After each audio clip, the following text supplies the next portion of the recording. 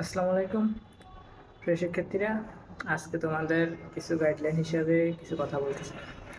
তোমরা class 9, 10 intermediate কেন পড়াশোনা করবে, ঠিক না?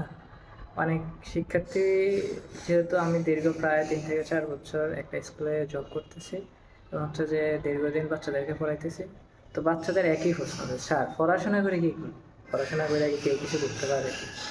আসলে সত্যি কথা বলতে হচ্ছে যে পড়াশোনা করে তুমি কী করবা এটা হচ্ছে তোমার ব্যক্তিগত ব্যাপার, কিন্তু হচ্ছে যে পড়াশোনা কেন দরকার সেটা নিয়ে আমি একটু কথা বলতেছি। আমরা যেহেতু হচ্ছে যে আমাদের পৃথিবীতে আল্লাহ তাআলা আমাদেরকে পাঠিয়েছে জ্ঞান অর্জন করার জন্য, আমরা মানুষ, আমাদেরকে শিখতে হবে। সেটা হচ্ছে যে আমাদের মানে আমার একটা মতবাদ হচ্ছে যে দেখো, তুমি যখন 9, 10 বা ইন্টারমিডিয়েট পড়াশোনা করবা তখন তো তোমাকে অবশ্যই স্কুলে যেতে হবে। তোমাকে কিছু শেখার জন্য হচ্ছে যে মানুষের সাথে কথা বলার জন্য নিজের আচার ব্যবহার, বিহেভিয়ার, কখন রাগ দেখাইতে হবে কখন রাগ না দেখাইতে হবে, একটা ডিসিশন পেন্ডিং করার জন্য বা ডিসিশন নেওয়ার জন্য তোমাকে অবশ্যই নিজেকে সৃজনশীলতা উদ্যোগ বিকাশ করার জন্য পড়াশোনা করতে হবে স্বাভাবিক। তার চেয়ে বেশি, সবচেয়ে বেশি গুরুত্বপূর্ণ হচ্ছে যে তুমি পড়াশোনা করবে হচ্ছে যে তুমি নিজেকে ডেভেলপমেন্ট করার জন্য।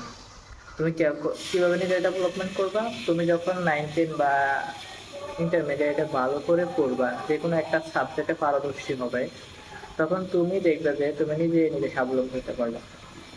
হ্যাঁ, যারা তোমরা হচ্ছে তো সায়েন্স ডিপার্টমেন্টে আছো, বিশেষ করে তোমরা গণিত, ফিজিক্স, কেমিস্ট্রি এরকম সাবজেক্ট ওয়াইজ যদি তোমরা ভালো জ্ঞান অর্জন করতে পারো একটা সাবজেক্টে, তো দিন শেষে একদিন দেখতে হবে যে তোমার নিজের দায়িত্ব তোমরা নিজেই নিতে হবে।